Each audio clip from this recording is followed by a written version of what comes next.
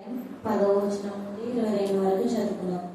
మహాక్షామం వలన మా చర్మము కోయి వలె నలుపెక్కెను. శత్రువులు సీయోనులో స్త్రీలను చెరిపిరి, యూదా పట్టణంలో కన్యకలను చెరిపిరి.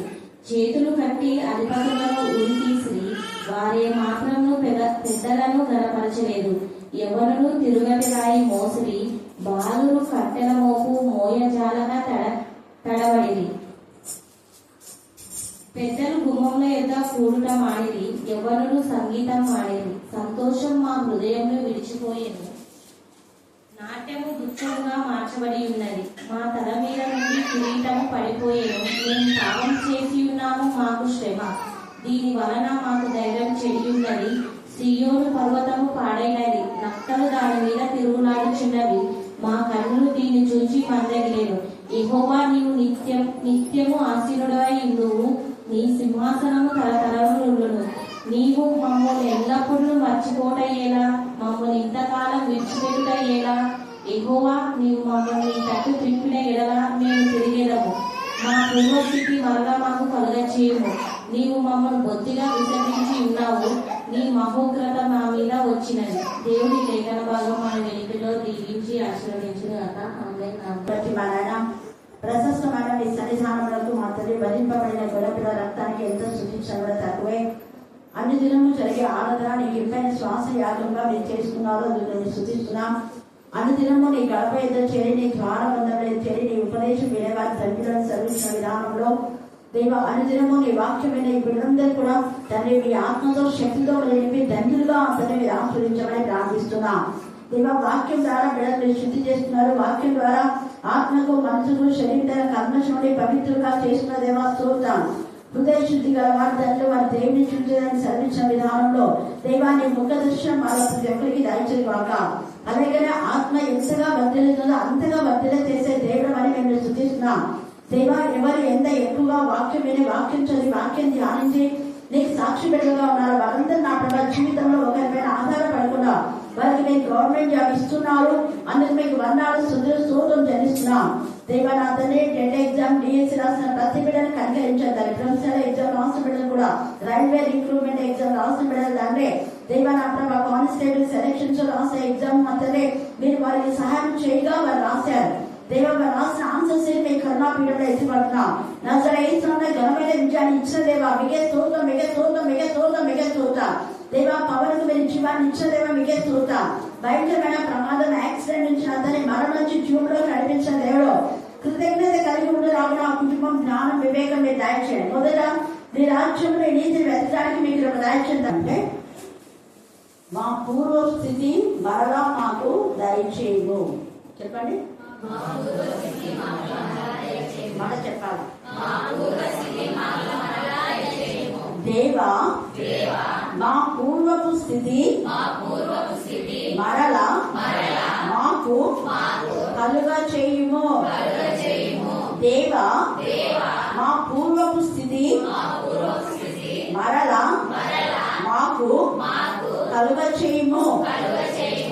రోజు ఈ మాట మీరు దేవుని సన్నిధిలో ప్రార్థించండి. ఇక్కడ రెండు విషయాలు, అంటే వాక్యం ఎప్పుడు కూడా రెండు అంశాలు కట్టమని మనకు తెలుసు కదా. పూర్వపు స్థితి మరలా మనకు దయచేయము లేదా కలుగ చేయము అని ప్రార్థన చేసేటువంటి మనము ఏమని ఎవరు చేయాలి ఈ ప్రార్థన అంటే ఆత్మీయంగా ఉండి పడిపోయిన వాళ్ళు చేయాలి. అంతేగాని పాపంలో ఉండి రక్షణలోకి వచ్చిన తర్వాత మళ్ళా పూర్వస్థితి అంటే ఆ పాపంలోకి మళ్ళా మనం రావుదేవా కాదు. ఒకప్పుడు ఉన్నటువంటి కన్నీటి లేని జీవితం దేవుడు సమాప్తి చేశాడు. నీకు దేవుడు ఆనందాన్ని, సంతోషాన్ని, సమాధానం కలుగజేస్తాడు.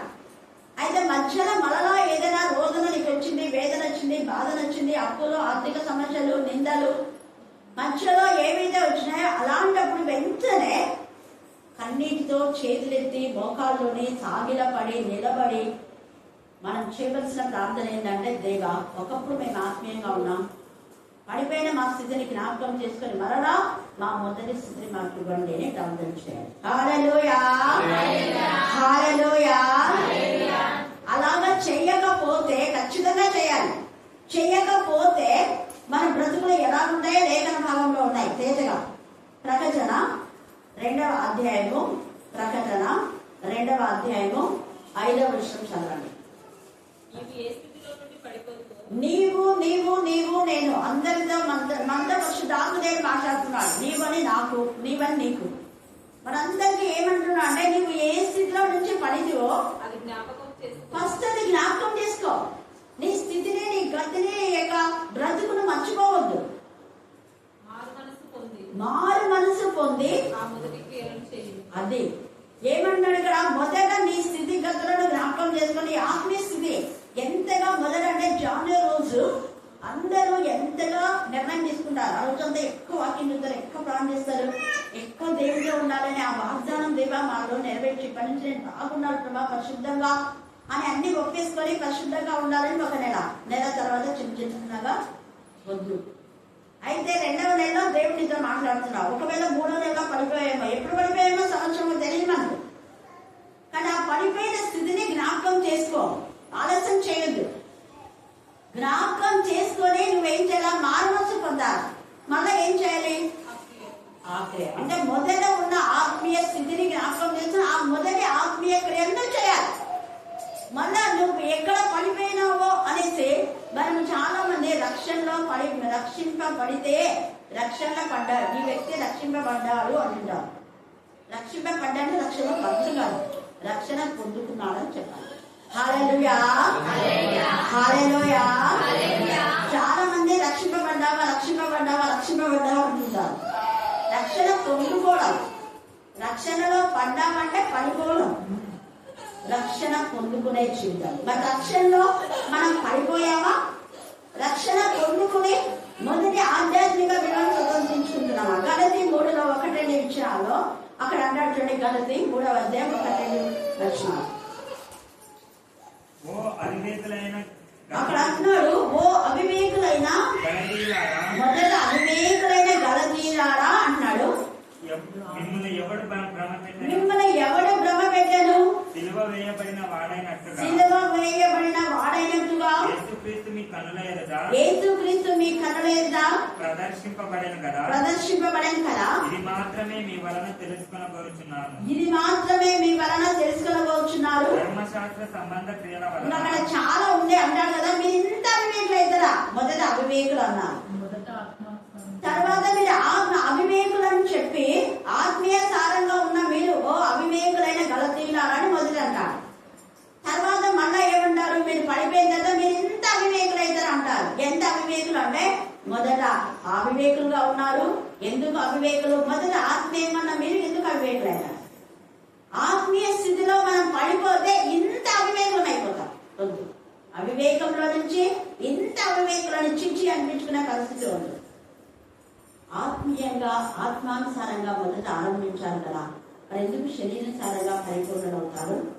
మీకు ఆలోచన ఉందా? ఏం జీవిస్తున్నారు, ఏం మాట్లాడుతున్నారు, మీ యొక్క లైఫ్ స్టైల్ ఏంటి అని పరిశుద్ధాత్మ దేవుడు అడుగుతున్నాడు మధ్యాహ్న కాల సమయంలో. ఒకవేళ నువ్వు ఆత్మీయ స్థితిలో, ప్రేమలో, పరిశుద్ధతలో, విశ్వాసంలో, విధేయతలో ఎక్కడ పడిపోయామో ఆ పడిపోయిన స్థితిని జ్ఞాపకం చేసుకుని వెంటనే ఆలస్యం చేయకూడదు. ఎందుకంటే ద్రాక్ష బల్లి నుంచి తీగ కట్ చేయబడితే అది వెంటనే దేవునికి మొరపెట్టుకుంటే ఎవరో ఒకరు జాలి తెలిసి ఆ యొక్క ఏదో ఒకటి, అంటే ద్రాక్ష కొమ్మనే కాదు, ఏ కొమ్మైనా పూల మొక్కలను చాలాసార్లు కట్ చేస్తున్నారు. కట్ చేసినటువంటి ఆ యొక్క మొక్క, ఆ యొక్క కొమ్మ దేవునికి మొరపెట్టుకుంటే ఎవరో ఒకరికి జాలి తెలిసి దాన్ని మళ్ళీ నాటుతారు. నాటినప్పుడు అది మళ్ళీ చిగురిస్తుంది. ఎవరు ఒకవేళ ఆ కొమ్మ మొరపెట్టుకోకపోతే అది పచ్చగా ఉన్నానులే అని భ్రమలు. ఎవరు మిమ్మల్ని భ్రమ పెట్టారు? నేను వాక్యం చదువుతున్నా, ప్రాణం చేస్తున్నా, పాడుతున్నాను, పర్వాలేదులే, సహవాసంతో నాకు అవసరం లేదు, పరిశుద్ధుల సహవాసం ఎందుకు నాకు, నేను కూడా పరిశుద్ధురాలే అని అనుకొని నీ మటుకు నువ్వు ఇంట్లో ఉంటే అది బ్లెస్సెడ్ కాదు. ఎప్పుడు యేసయ్యని జ్ఞాపకం చేసుకోవాలి. యేసయ్య పరలోకంలోనే ఉండే మనకి వచ్చేదా? రాదు. భూమికి దిగి వచ్చడమే కాకుండా ఆయన ఒంటరిగా ప్రార్థన చేసుకున్నాడు. ఇన్ ద సేమ్ వే 40 రోజులు మాత్రమే ఆయన ఒంటరిగా ప్రార్థన చేసుకున్నాడు. ఆ తర్వాత శిష్యులతో కలిసి తర్వాత ప్రతిరోజు రండి అని చెప్పి వాళ్ళని తీసుకుపోతున్నారు. మీరు ప్రార్థన చేసుకోండి, నేను ప్రార్థన చేసుకుంటాను. చూడండి ఎంత బాగుందో. ప్రతిరోజు వాక్యం చెప్తున్నాడు, ప్రార్థన చేస్తున్నాడు, వాక్యం చెప్తున్నాడు, ప్రార్థన చేస్తున్నాడు. అందుకే యేసయ్యతో ప్రతిరోజు ఉన్నటువంటి 11 మంది శిష్యులు పడిపోలే. ప్రతిరోజు కాకుండా అప్పుడప్పుడు వచ్చినటువంటి ఇస్కరియోతుగా పడిపోయినాడు. మళ్ళా పూర్వపు స్థితిలోకి వెళ్ళిపోయినాడు. దేవుడు ఈ మధ్యాహ్నంలో మనతో మాట్లాడుతున్నాడు. నువ్వు మరలా నీ పాపపు స్థితిలోకి వెళ్తున్నావా? గలతీయులు మరల శరీరాన్ని మొదట ఆత్మీయంగా శరీరంగా ఉన్నారు, ఆత్మీయంగా ఆరంభించినారు, మళ్ళా శరీరం అయిపోయినారు. ఈ యొక్క దొంగ తన దొంగ బ్రతుకు నుంచి విడుదల పొందడానికి యేసు దగ్గరికి వచ్చాడు, శిష్యుడుగా మార్చమన్నాడు. మన దొంగ వచ్చే డబ్బు కోసమే ఇప్పుడు దొంగతనం చేశాడు, డబ్బు కోసమే నరహత్య చేశాడు, డబ్బు కోసమే దేవునికి విరోధమైన నీచమైన కార్యక్రమాన్ని చేశాడు. మళ్ళా అదే డబ్బు కోసమే యేసుని అప్పగించాడు. తనని ఎంతగా ప్రేమించి దొంగ బతుకు నుంచి మార్చి ఒక శిష్యుడిగా ఘనమైనటువంటి జీవితాన్ని, ఉన్నతమైన స్థితిని ఇస్తే గౌరవించలేదు. యేసే తనకు ఆ స్థితిని ఇచ్చాడని యేసేని గౌరవించలేదు. పెద్దగా ఉన్న పేతురు వీళ్ళందరూ కూడా ఛాన్సాలు కల్పించుంటారు ఈ యొక్క ఇస్కరియోతు యూదాను. ముఖ్యంగా వాళ్ళందరికంటే పెద్దవాడు ఈ యొక్క పేతురు. కానీ ఇక్కడ వీళ్ళు కూడా పెద్దలు ఎంత మాత్రం కూడా గణపరచలేదు. వీళ్ళు బుద్ధి చెప్పిన వాళ్ళని గణపరచలేదు. ఆయన మరణము పొందినంత వరకు కూడా ఇస్కరియోతు యూదాను బయటికి తీసుకురావాలి ఎంత ప్రయత్నించారు. హల్లెలూయా, హల్లెలూయా, హల్లెలూయా. ఆ సాతాను యొక్క బంధకాన్ని ఊపిలో నుంచి లాగాలని ప్రయత్నించాడు. కానీ యేసే లాగాన్ని పరిస్తే యేసైనే కిందికి లాగేసుకున్నాడు. చూడండి, మనం కూడా అలాగే ఉన్నామా? నిన్ను ఆత్మీయ స్థితిలో పడిపోయిన నిన్ను ఆధ్యాత్మికంగా బలపరచాలని ఆత్మీయంగా గద్దించి బుద్ధి చెప్పి హెచ్చరిక చేస్తే వాళ్ళపైనే మానసికంగా పుణ్యపేట చేస్తున్నాను. అందుకనే సామెతలు అంటాడు, జ్ఞానులకు ఉపదేశం చేస్తే వాడు ఏం చేస్తాడా? మరింత జ్ఞానం పొందాడు. ఎంత బాగుంది చూడండి. జ్ఞానులతో సహవాసం చేసేవాడు మరింత జ్ఞానం పొందుతాడు, ఉపదేశం చేసేవాడు కూడా ఆశీర్వదించబడతాడు. అలాగే ఆ జ్ఞాన్ని ఇద్దరు రక్షిస్తాడు. అంటే వాడి జ్ఞానోపదేశం కొద్ది వాడు రక్షింపబడి మళ్ళీ వేరే వాళ్ళ రక్షణలోకి తీసుకొస్తాడు. అంతేగాని వాడు పడిపోయి వేరే వాళ్ళు పడిపోయేలాగా చేయడు. అదే బుద్ధిహీనునికి భక్తిహీనునికి మనం ఉపదేశం చేస్తే వాడు ఉపదేశం వాడు చేసిన వాళ్ళ పైననే నేరారోపణ చేస్తాను నిజంగా వాక్యంలో. కానీ వాళ్ళు నేరారోపణ చేస్తారు కదా అని మనం ఉపదేశం చేయకుండా ఉండవు.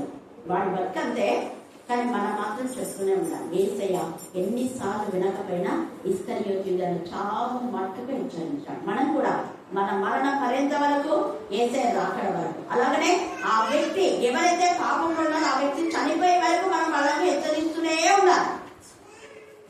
ఈరోజు నేను కాల్ చేసి చెప్పాను ఒకరికి, దేవుడు నీకు జీవం ఇచ్చాడు చూడమ్మా, ప్రార్థనకు రాని నేను చూసిన వచ్చినాను. కానీ దేవుడు అట్లుంటాడు. దేవుడు ఆ రోజు ఆ జీవం ఇవ్వకపోతే బ్రతుకు ఏమైపోయింది. ఎంత నిజంగా దేవుడికి ఇవ్వాల్సిన ఘనత మనం ఇవ్వలేకపోతున్నాం.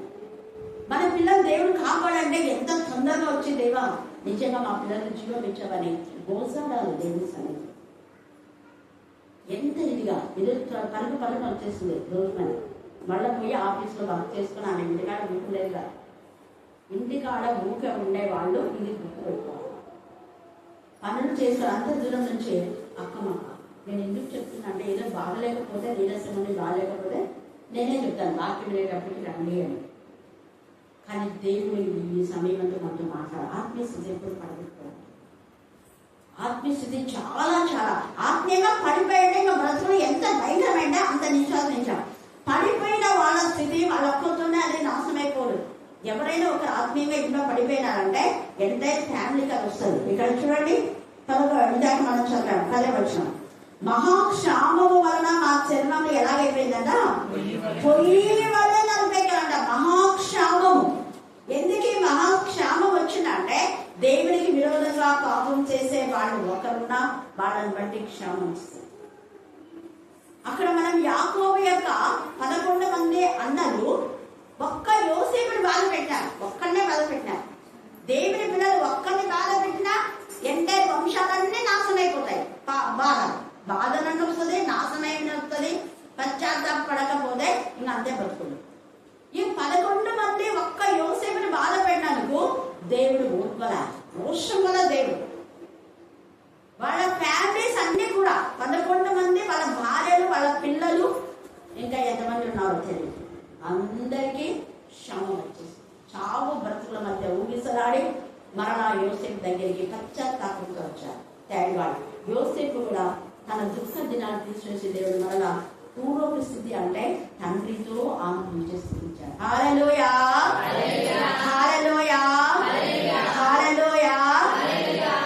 యోసేపు రాజరికపు స్థితిలో ఉన్నప్పుడు పొత్తిఫెరే భార్య అనవసరమైన నిందలు వేసింది. బాధలో దేవుడి వైపు చూశాడు, మనుషుల వైపు చూడాలి.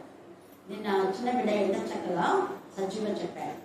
యవ్వనులు దేవుని కనపరుస్తున్నారు, అందుకు దేవుని స్తుతిస్తున్నారు. అనేక మందిలో దేవుని యొక్క వాక్యం చెప్పాలని తపన చూస్తుంది, కానీ సంఘాల వలన అంచువేస్తున్నాయి. ముళ్ళ పొదలాగా అంచువేస్తున్నాయి. ఎదగనీయటం లేదు పిల్లలు. వాళ్ళకి ఇష్టమైన వాళ్లకు ప్రోగ్రామ్స్ ఇస్తారు, వాళ్ళకి ఇష్టమైన వాళ్ళు నియమించుకుంటారు. అది కూడా ఉంది వాక్యంలో. ఇందాక అక్కడ తెలిసింది చక్కటి ప్రాంతం. మొన్న ఎక్కడికో ప్రార్థనకు అని చెప్పినందుకు పోయినాడు. అక్కడంతా దొంగ బోధలు ఇచ్చే అన్నారు. వాళ్ళంతా ఏం చేస్తున్నారంటే స్వస్థత స్వస్థత స్వస్థత వాక్యం ఏం లేదంట. ఏదో కొంచెం చెప్పినారు, ఒక 5 నిమిషాలు 10 నిమిషాలు చెప్పి ఇక అందరికి స్వస్థత అయింది చెప్పి స్వస్థత కోసం ప్లాన్ చేస్తున్నారంట.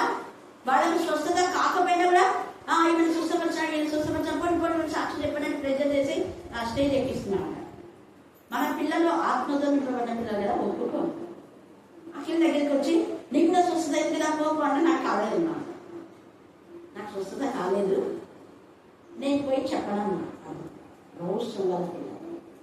తర్వాత అన్నాడు, ఎందుకు పోయినానా నేను ఇక్కడ వాక్యం పోతున్నాను విలాప వాక్యంలో. అక్కడ నేను చెప్పింది సియోను కుమారి యొక్క దోషం సమాప్తి అయింది అనే అంశం చెప్పిన. సర్లేమా నేను పంపిస్తారే వాట్సాప్లో అని చెప్పిన. ఎందుకంటే వేరే వేరే చోట పోయినందుకు కూడా మంచిదే.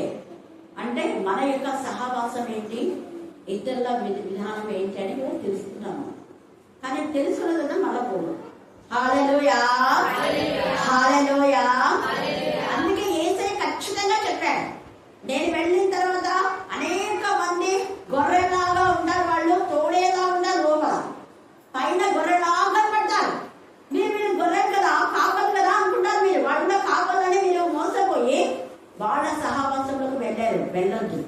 నేను ఏదైతే మీకు చెప్పానో తండ్రి నాకు చెప్పింది నేను మీకు చెప్పా.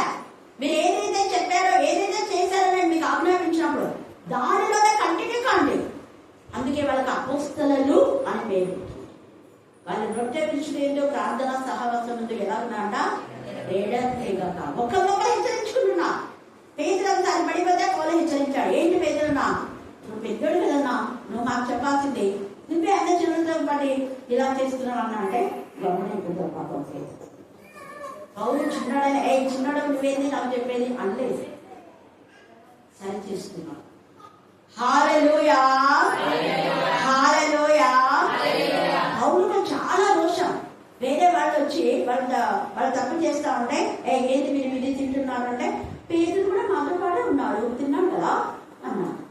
అనేది ఒక గుండె పడిపోయింది. పోయి వెంటనే ఏంటన్నా పేదలు మీరు ఇలాగా చేశారా అనేది ఒక ఆ పేదలు యొక్క ఉద్దేశం ఏంటంటే వాళ్ళ బలహీనలను బలపరచాలి కదా అన్న ఉద్దేశంతో మనం వచ్చినాం. బలహీన బలపరచాలి కానీ మన బలహీనం కావు. హల్లెలూయా, హల్లెలూయా, హల్లెలూయా. తాగుబోతులను రక్షణలోకి నడిపించాలని మనం తాగకూడదు. వ్యభిచారం రక్షణలోకి నడిపించాలని మనం వ్యభిచారం చేయకూడదు. అలాగే పాపం చేసే వాళ్ళు రెడ్ లైట్ ఏరియాకి పోయి చాలా మంది వాక్యం చెప్తారు, అంతేగాని మరణ వాళ్ళతో పాపం చేయడం కాదు. అలాగే టెర్రరిస్టులతో కొంతమంది కలుస్తుంటారు, వాళ్ళని ప్రభువులోకి నడిపించాలి కానీ వాళ్ళు టెర్రరిస్టులుగా మారకూడదు. చాలా మంది నాకు తెలుసు దీవెన అంటే వాళ్ళ ఇంట్లో టెర్రరిస్ట్ ఉన్నాడని నాకు అందుకే తెలియదు అన్నమాట. ఏదో వాళ్ళు ఉంటే హస్బెండ్ అండ్ వైఫ్ వచ్చినారు, మాకు ఇంటి జరుగుతుంది మేడం, ఏం కావాలంటే సంవత్సరం నర ఉన్నారు వాళ్ళు ఐడెంటిఫై చేయడానికి. వీళ్ళందరినీ పడుకున్న తర్వాత వాళ్ళు ఏవేవో ప్రోగ్రామ్ చేస్తున్నారు. ఒకరోజు వీళ్ళని గుర్తించి వచ్చారంట ఆపకు పోలీసు.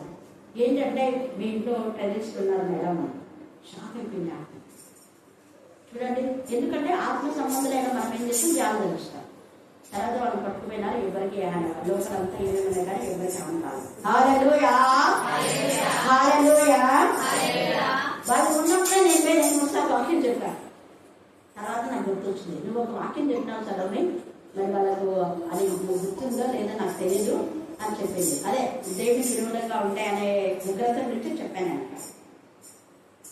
ఈ సమయంలో మన జ్ఞాపకం మనకు తెలియకుండా గొర్రెలను ధరించుకొని వస్తారు. చాలా జాగ్రత్తగా ఎవరితో వాళ్ళతో మనం సహవాసం చేయకూడదు.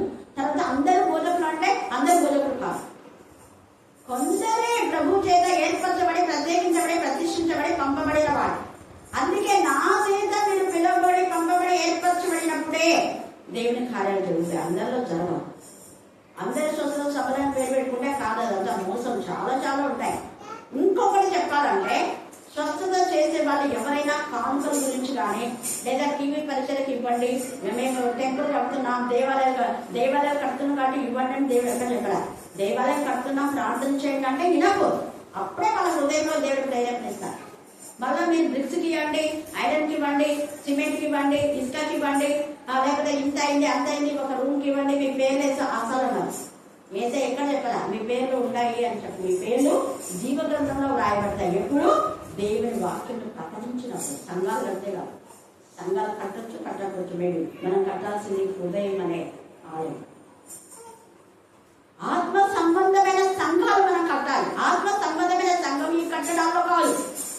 హృదయం అనే ఆత్మను మన వారి యొక్క హృదయం వాళ్ళ ఆత్మ ప్రభుత్వం లింక్ ఎలా చేయాలి, ప్రభుత్వం ఏకమయ్యేలా చేయాలి. అదే నిజమైన కట్టడం అంటే.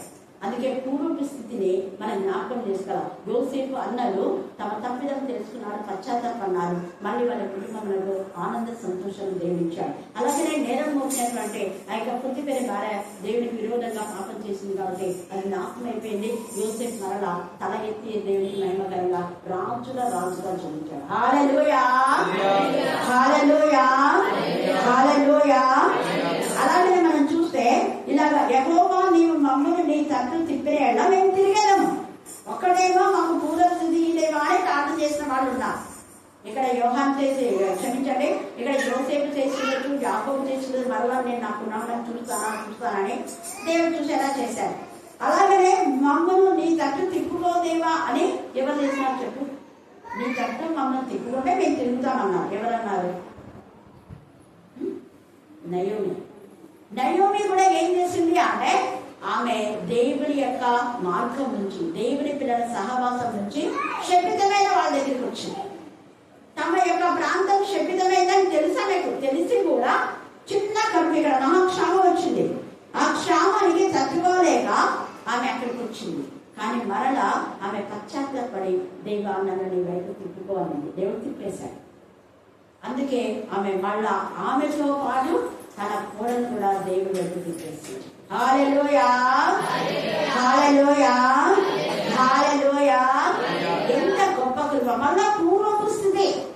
ఇశ్రాయేలు దేవుడి రెక్కల నుంచి మోయాబుకు వెళ్ళింది. రిట్టెలున్న గృహం నుంచి ఆ మోయాబుకు వెళ్ళింది. అక్కడ ఏమీ లేవు, క్షామం వచ్చింది. మరలా దేవుడి సన్నిధికి వచ్చింది. ఇశ్రాయేలు దేవుని రెక్కల్ని ఆశ్రయించినందుకు 7 కుమారుల కంటే శ్రేష్టమైన మర్మాన్ని దేవుడు నయోమికి ఇచ్చాడు. హల్లెలూయా. పోగొట్టుకున్న కొడుకులేక ప్రేమ, పోగొట్టుకున్న భర్తేక ప్రేమ, అన్ని మర్మంగా చూసుకున్నాడు. అయినా నా భర్త లేడు, నాకు 2 కుమారులేనే, ఎంతగా గుండె పగిలేదో ఏం చేసింది. దేవా నాకు మళ్ళా పూర్వస్థితి వస్తుందా, నన్ను తిప్పేవా దేవా, నేను తప్పు చేశాను అని ఒప్పేస్తుంది. మారాలా అంటే ఆమె జీవితం మరలా మాధుర్యం మారగా మారింది. మరలా మారాలంటే మాధుర్యం లేక వచ్చేసింది. ఈ మధ్యాహ్న కాలంలో ఒకవేళ పడిపోతే అలాగే ఉండదు, వెంటనే దేవునికి మరపెట్టు. దేవునితో తెగిపోయినటువంటి నీ జీవితం మరలా అంటు కట్టబడి జీవిస్తా. అంటు కట్టబడిన కొమ్మ బహుగా పడుస్తుంది. లేదా 3 వాళ్ళ నీ జీవితం పరిశుద్ధమైన చిగురు అవి పనికి రావు కాబట్టి ఆ కొమ్మ కట్ చేశాడు. నీ సహవాసం మంచిగా లేని సహవాసం దేవుడే కట్ చేశాడు. ఆ కొమ్మలని కట్ చేశాడు. ఇప్పుడు మొద్దుగా ఉన్నావు, మరపెట్టు దేవుడికి. దేవుడు పనికి రాని వాళ్ళందరూ నీకు దూరం చేసి పరిశుద్ధమైన చిగురు, దేవుడికి ఇష్టమైన గుబురు సహవాసం, పరిశుద్ధ సహవాసం, నీ మేలు కోరే వారి సహవాసం, నీ కోసం ప్రార్థన చేసే వారి సహవాసం. ఊరికి అక్కడ చేసేసి మర్చిపోయేవాడు కాదు. ఇక్కడ ఉన్న బిడ్డలు రోజు చేస్తున్నారు. దేనికోసమని నేను ట్రీట్ చేయమంటే వాళ్ళు రోజు వాళ్ళ సొంత పిల్లలాగా, వాళ్ళ సొంత పిల్లలకే బాధ వచ్చిందేమో అన్నంతగా ప్రార్థన చేస్తున్నారు. అదే దేవుడు నేను నుంచి నాంచిపోయాడు. అందుకే నయోమికి పూర్వస్థితి వచ్చేసింది. అలాగనే ఎస్తేరు మొదటి కూడా వాళ్ళు రాజులాగా ఉండవలసినటువంటి మా బతుకులు ఏంటి దేవా బానిసలాగా ఉంది అని ఏం చేశాడు? గుండె పగిలేలా మొత్తమే. కనీసం నా కూతురునన్నా దానం చేయాలని జ్ఞానంతో కూతురునైతే దానం చేశారు. కూతురైతే రానేయండి, కానీ మా బ్రతుకులేమో ఇలాగే ఉన్నాయి దాసులాగా. గేట్ కీపర్ రాజుగా ఉన్నాడు, గేట్ కీపర్గా ఉన్నాడు. కానీ దేవుడు కనిగమిటాన్ని అది పశ్చాత్తాపంతో దేవుడి సంత ప్రార్థించాడు. ఎస్తేరు రానైనా ఆమె ప్రార్థించి మొదలై ప్రార్థించాడు. వాళ్ళ ప్రార్థన విన్నాడు. మళ్ళా మొదట యూదులకు ఎంత ఘనత ఉందో అంత ఘనత. అందుకే గేట్ కీపర్ నుంచి ప్రధానం అంతే. హల్లెలూయా, హల్లెలూయా, హల్లెలూయా. బానిస బ్రతుకు ఉన్న ఎస్తేరు రాణి కాలేదు, వాళ్ళు రాజులు నానులే. దేవుడు మరలా స్థితి కారణం ఒక్కటే, దేవుడి సన్నిధిలో వాళ్ళు చేసిన విజ్ఞాపన, వాళ్ళు చేసిన ఆక్రందన, వాళ్ళ కన్నీళ్ళ జీవితం సమాప్తి కాలేదు. క్షమించండి, సమాప్తి చేసి ఆ కన్నీరు దేవుడి కళ్ళల్లో జ్ఞాపకార్థంలో ఉంది. అందుకే మొదలుపెట్టింది మొదలు లేచి నీ పిల్లల కోసం మొదలుపెట్టమంటాడు.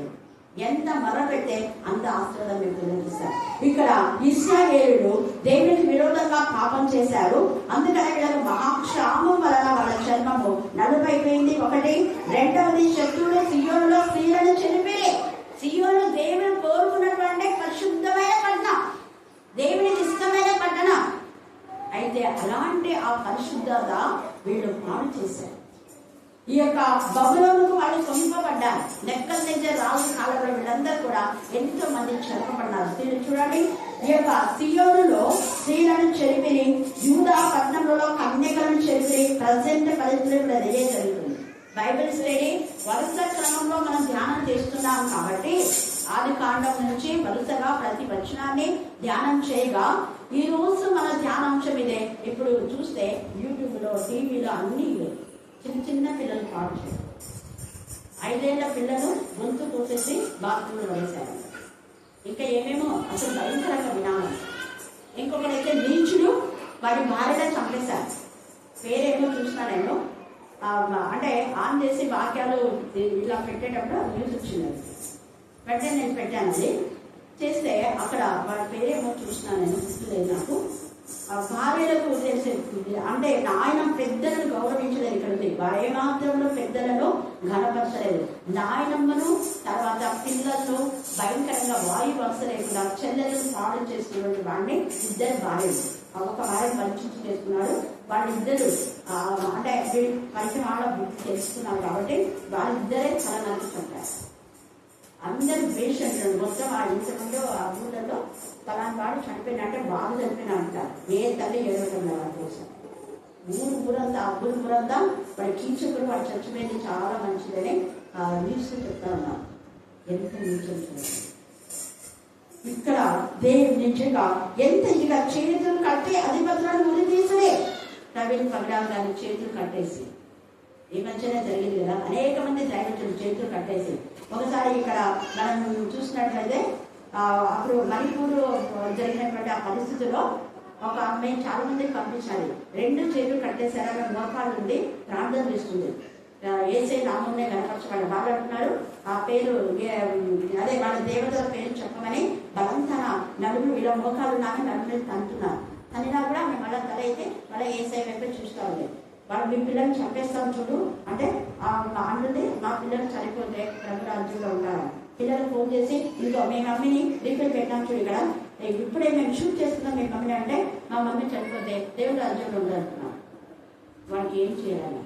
కళ్ళకు కొట్టేశారు. అట్లనే పడినా అప్పుడు నేను మనకు వాళ్ళు ఎవరెవరు ఎంత ఇదిగా చంపారు అవన్నీ చాలా మంది చూపించారు. వాక్యం నెరవేర్చబడుతుంది. దేవుని పిల్లలు చేతులు కట్టి కూడా ఉరి తీసి చంపే పరిస్థితిలో మనం ఉన్నాం. జాగ్రత్తగా ఉండాలి. మన ఆధ్యాత్మిక జీవితాన్ని మనం పడిపోకుండా ఆత్మీయంగా మనం ఉంటే ఇలా ఉరి తీయబడినా చంపినా ఏమైనా పర్వాలేదు, మన దేవుడు రాజ్యంలో. అది మన కాన్ఫిడెన్స్. హల్లెలూయా, హల్లెలూయా. మన పూర్వపు స్థితి అంటే మనం తండ్రిలో ఉన్నాం. తండ్రి యొక్క నాసికా రంధ్రం, మన నాసికా రంధ్రంలో తండ్రి జీవవాయువు ఊదగా నరుడు ఏమయ్యాడు? జీవాత్మ, జీవ ఆత్మ. ఆత్మ మళ్ళా దాన్ని దయచేసిన దేవుని దగ్గరికి పోయింది కదా. మన భూమిని మళ్ళీ ఎక్కడికి వెళ్ళి దేవుని దగ్గర చూసారా ఎంత ప్రేమలాగా జలచక్రం లాగా ఎక్కడి నుంచి మనం వచ్చామో మళ్ళా తండ్రి దగ్గరికి. కానీ దేవుల్లో లేని నరకంలో ఉంటా. రెండే, పరలోకము నరకం, జీవము మరణం, మంచి చెడు, వెలుగు చీకటి, శాపము ఆశీర్వాదం. ఎందులో మనం ఉన్నాం? దేవుడు మొదట ఆశీర్వదించాడు. మొదట శాపం లేదు, అయితే మిగిలిన ఆశీర్వాదాలే. ఆశీర్వాదాల తర్వాత శాపం వచ్చింది. మరి ఈ సమయంలో ఆశీర్వాదంలో ఉన్నావా, శాపంలో? ఒకవేళ శాపం వస్తే శాపాన్ని ఆశీర్వాదంగా మార్చబడినాం దేవుడు. హల్లెలూయా, హల్లెలూయా. చెప్పితమైన మొదట ఆశీర్వదించబడింది నయోమి, ఆశీర్వాదంలో ఉంది. ఆశీర్వాదాన్ని శాపంగా మార్చుకుంది. శాపం మరలా దేవుడు ఆశీర్వాదంగా మార్చాడు. కారణం తిరిగింది దేవుడు. మమ్మల్ని ఇంతట్లో తిప్పము దేవా, మేము తిరుగుతాం. తిప్పాడు, తిరిగాడు. అందుకని అంటది, నన్ను మారానే అనండి, నయోమి అనొద్దు. ఇక్కడ నేను ఎంత బాగున్నాను, అక్కడికి ఎంత అలా లేను, నా బతుకు పాడైపోయింది, నేను మారానే, నన్ను అలాగే పిలవండి అన్నారు. కానీ వాళ్ళు అలా, నువ్వు నయోమివే, నువ్వు అక్కడ మారవేయవచ్చు. ఇప్పుడు ఇశ్రాయేలు దేవుడు ఎక్కడ నేను వచ్చావులా, నువ్వు మానవు కనుక మాధుర్యవే, నువ్వు నయోమివే.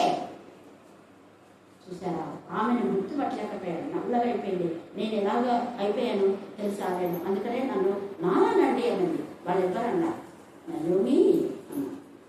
హల్లెలూయా, హల్లెలూయా. అప్పుడు నయోమి కూడా నిజంగా దేవుడు మరలా నా మాధుర్యమైన జీవితం నాకు ఇచ్చాడని అమ్మని మనం ఒళ్ళో పెట్టుకుని దేవుడిని స్తుతిస్తాడు. దేవా, 7 కుమారుల కంటే ఎక్కువైనా మమ్మల్ని నాకు ఇచ్చాడు ఆయన అని దేవుడు స్తుతించింది. దేవుడికి స్తోత్రం.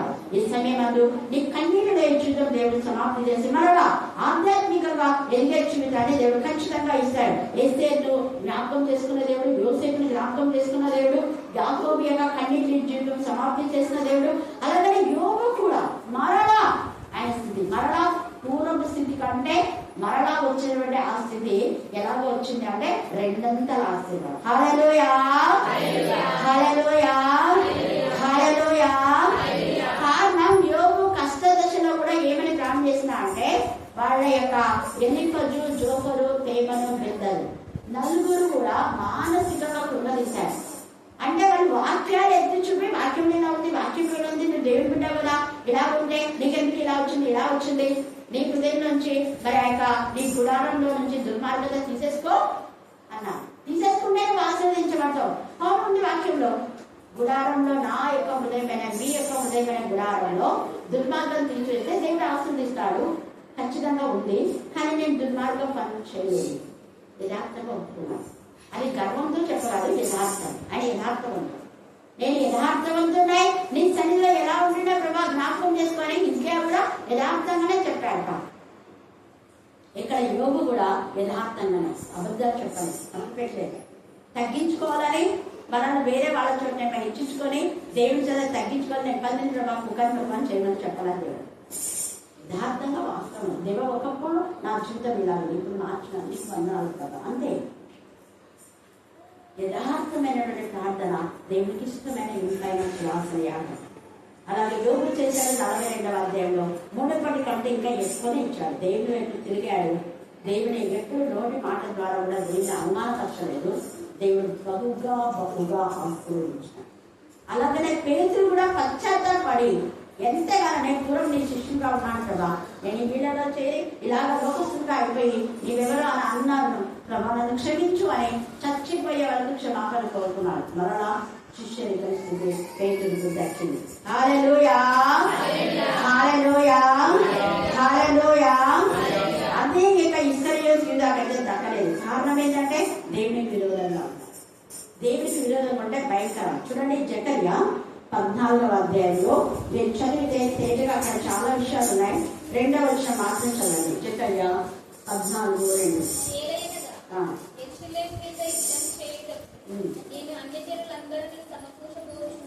అన్య జనులు అందరినీ ఇప్పుడు జరిగేది అది.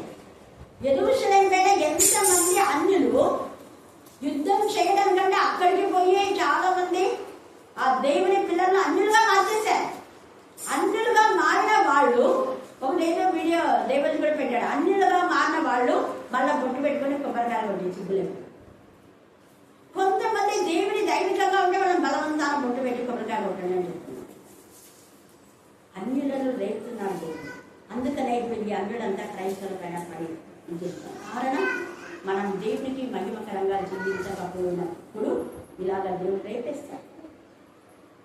అలాగ మన రాజులలో చూస్తే ఎవరైతే దేవునికి విరోధంగా ఉన్నారో అప్పుడు ఒకరిని యుద్ధానికి దేవుడే రేపాడు. సిద్ధియా పైకి నెక్కదించారు. ఇలాగ చాలా మంది దేవుడి యొక్క నామంలో మనం అవమానపరచకూడదు, గణపరిచే విధానంలో ఉన్నాం. ఈ యొక్క జకర్యా 14వ అధ్యాయం అంతా మీరు చదువుకోండి. ఉన్న పరంగా నిల్చున్నప్పుడే వారి కళ్ళు దొరల లోపల గుడి అన్నారు కదా. ఇట్లా నిల్చున్న సెకండ్లో గుడి కనపడవు, కేవలం అస్థిపంజరం కనపడుతుంది.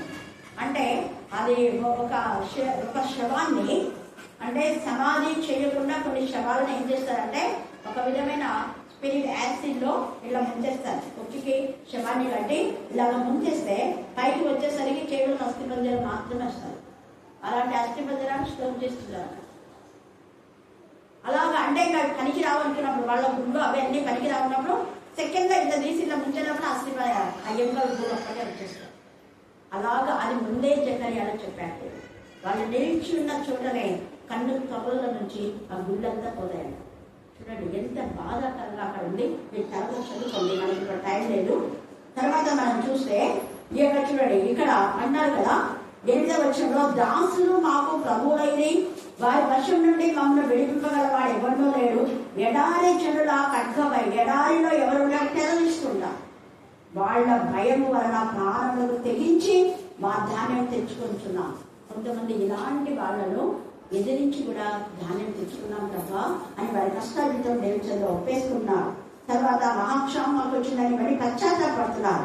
యోహాను సువార్త మనం 6:50 చూస్తే ఆయన జీవాహారం మనుషులు మాత్రం కాదు కానీ దేవుని నోటి నుంచి ప్రతి మాట వలన జీవించి దేవుని యొక్క వాక్యము ద్వారా మనం జీవింపబడే వారంగా ఉండాలి. అలాగే ఇర్మియా 47 చదువుకోండి. అక్కడ 5వ వచనం మాత్రం చదవాలి. 47:5 ఇర్మియా 47:5 దిగుదలలో పరాజితుల రోదన ధ్వని వినబడుతున్నది.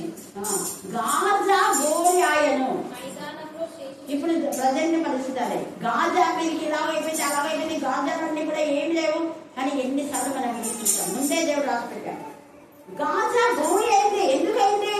దేవునికి విరోధంగా చేసి ఆ ఇర్మియా ద్వారా వచ్చిన ప్రవచనము ఇప్పుడు నెరవేర్చబడుతుంది. అక్కడ కూడా చెప్పాడు కొన్ని ప్రవచనాలు నెరవేర్చబడుతుంది. అక్కడ ఎరికో కూడా ఎవరు కట్టకూడదు. అదంతా కూడా అక్కడ తర్వాత మనం చూసినాడు సుధమో గొమ్మర నాశనం. అది ఎవరు కట్టలేదు అక్కడ. ఇంకా ఇప్పుడు గంధకాలు అక్కడికి ఎవరికి పోరు, ఎవరు కట్టలేదు. ఎరికోని దాన్ని ఎవరైనా కూడా కట్టాలనుకుంటే వాడి ఇక్కడ జ్యేష్ఠుడు చచ్చిపోతాడు. దూరాలు గుమ్మాలు నిలబెడితే వాడు కనిష్ఠుడు చచ్చిపోతాడు. పునాది వేస్తే జ్యేష్ఠుడు వస్తాడు, గుమ్మాలు నిలబెడితే కనిష్ఠుడు వస్తాడు. అలా ఒకరు చేసి అలాగనే అయిపోయింది. కొంతమంది రావచ్చు వాళ్ళ బ్రతుకులు నాశనం అయిపోయింది. ఈ సమయంలో దేవుడు దహించు అగ్ని అని భయపడి మనం ఆయనను భయంతో భక్తితో దేవుని నామంలో ఘనపరిచే వారంగా మనం ఉండాలి. అందుకే గాజాకు వచ్చినటువంటి ఆమోస్ అంటాడు కదా, 1-2 మార్లు చేసినటువంటి తప్పుడు గాజా గురించి ఆమోస్లో కూడా ప్రవచనం. నేను శిక్షించగా మారను అంటాడు, క్షమిస్తానని చెప్పాలి. వాళ్ళు 1, 2, 3, 4, 5 చేసిన తప్పులకే దేవుడు క్షమిస్తున్నట్టు శిక్షిస్తే మరి మనం ఎన్ని పాపాలు చేస్తున్నాం. అందుకనే చేసిన పాపాలు చేయక పశ్చాత్తాపడి ఇక మీద చేయకుండా పేతులాగా దావీదులాగా దానియేలు ఎల్లప్పుడూ పరిశుద్ధతను కాపాడుతున్నారు. ఎవరు వాళ్ళ వాడు ఎవ్వరు లేకపోయినా నన్ను ఎవరో చూస్తారని బయట ఎవరు చూసినా చూడకపోయినా దేవా నా జీవితం నీకే సమర్పణ అని శరీరం అంతా కూడా సజీవ యాగంగా సమర్పించుకున్నాను.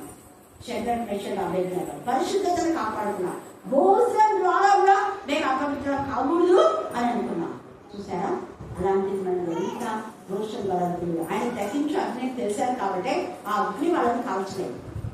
దేవుడు దహించు అగ్నిని భయపడి అలాంటి వాక్యంతో మనం నింపబడినప్పుడు ఈ వాక్యమే అగ్ని అయినప్పుడు మనల్ని ఏ దుష్ట శక్తులు ఏం చేయలేదు. మన చుట్టూ దావనల అగ్నిలాగా శత్రువులు వెర్రవేగి ఏమేమో మాటలు పేలినా అవి వాళ్ళకే మనకేం కావు. మన చుట్టూ పరిశుద్ధ ప్రాకారం ఉంటారు, అగ్ని ప్రాకారం ఉంటారు. మన చుట్టూ దేవుడు ఒక కవచాన్ని నిల్చుంటాడు. అన్న వాళ్ళకే పోతాయి, నీకేం కాదు. కాబట్టి నువ్వు ధైర్యంగా దేవుని నామాన్ని ఘనపరచు, దేవుని స్తుతించు.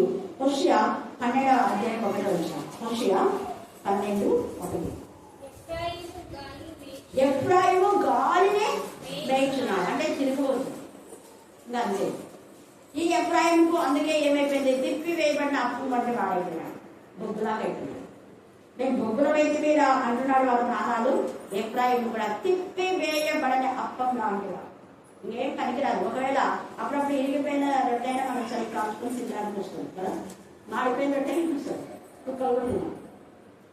తిప్పి వేయబడని అప్పం అంటే పెన్నంకు ఖర్చుకుపోయినటువంటి దాన్ని మనం తిప్పేయలేము, దాన్ని గీకి ఇంకా అంతే మంటపడలేదు. ఎఫ్రాయిము గాలిని మేయించున్నాడు. మనం గాలిని వేసే వాళ్ళగా ఉన్నామా అంటే తిరుగుబోతులు, తాగుబోతులు, వదలబోతులు, నిద్రబోతులు, సోమరిపోతులు ఈ గాలికి వేసే పని పట్టలేదు. ఎందుకురా చెడుతులు గాలి తిరుగుతూ అంటుంటారు కదా, సేమ్ కష్టపడి పని చేయాలి. కష్టపడిన వాళ్ళకు దేవుడు ఖచ్చితంగా ఆశీర్వదిస్తాడు. అందుకే ఇక్కడ ఈ మాట మాట్లాడుతున్నాడు. తర్వాత యెషయా 61:3 మనం చూస్తే అక్కడ దుఃఖంలో నిత్యులను దేవుడు తొలగించి నీకు ఉల్లాసం వస్తుంది ఇస్తాడు. తర్వాత చదువుకోండి మీరు యెషయా 66:1-10 దాకా చదివితే చాలా విషయాలు దేవుడు ఆదరణ కట్టగా ఆదరిస్తాడు. ఒక్కటి తల్లి వారిని ఆదరించినప్పుడు దేవుడు యెరూషలేములోనే ఆదరించాడు. ఈ పూర్వ స్థితి దేవుడు అందించినప్పుడు ఆ బ్లెస్సింగ్స్ అన్ని కూడా దేవుడు మనకు దయచేస్తాడు. అలాగనే కీర్తన 6-7 చదువుకోండి.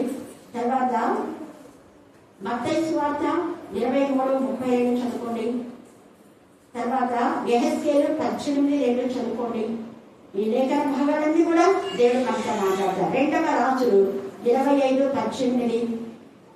తర్వాత మనం చూసినట్లయితే దేవుడు అనేక విధాలుగా మనకు క్షేమ స్థితిని కలుగజేస్తాడు. అయితే మనం ఏం చేయాలి, ప్రార్థన చేయాలి. ఇక్కడ అంటున్నట్లు 6వ వచనంలో విలాప వాక్యంలో 5:6 పట్ట కూడికై ఐగుప్తీయులకును అశ్షూరీయులకును లోబడిన పట్ట కూడికై చాలా మంది స్త్రీలు పాపం చేస్తున్నారు.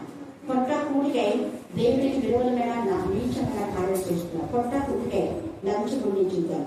పొట్ట కూడికై వడ్డీలకు వడ్డీ, అక్రమమైన వడ్డీ, అవన్నీ కూడా పొట్ట కూడికై చేస్తున్నారు. దేవుడు క్షమించగలరా? అందుకే ఇక్కడ మాట మాట్లాడుతున్నాడు. తర్వాత డానియల్ అంతా అంటారు కదా, మేము మా పిల్లలు చేసిన పాపం క్షమించలేదు. మనము మన పిల్లలు దేవుడి పిల్లలకు ఏం చేసినా దేవుడి దగ్గర క్షమాపణ కోరుకుంటే దేవుడు మన ఆశలు, ఆయన న్యాయకర్తలు, న్యాయములు, కనికరములు, విశ్వాసం ఎప్పుడు విడిచిపెట్టలేదు. అప్పుడు దేవుడు మరలా మీ పూర్వపు ఆనందం, సంతోషం, సమాధానం, పూర్వపు ఆధ్యాత్మిక విలువలు స్వతంత్రించుకునేలా దేవుడు చేస్తాడు. పడిపోయినా మరలా ఆత్మీయంగా బలం పొందాం రోజు. దేవుడు ఈ లేఖన భాగాన్ని దీవించి ఆశీర్వదించుగాక. ఆమేన్, ఆమేన్, ఆమేన్. ఈ సమయంలో సహోదరి మేరీ మనం ప్రార్థన నడిపిస్తారు. ఇక్కడికి రండి.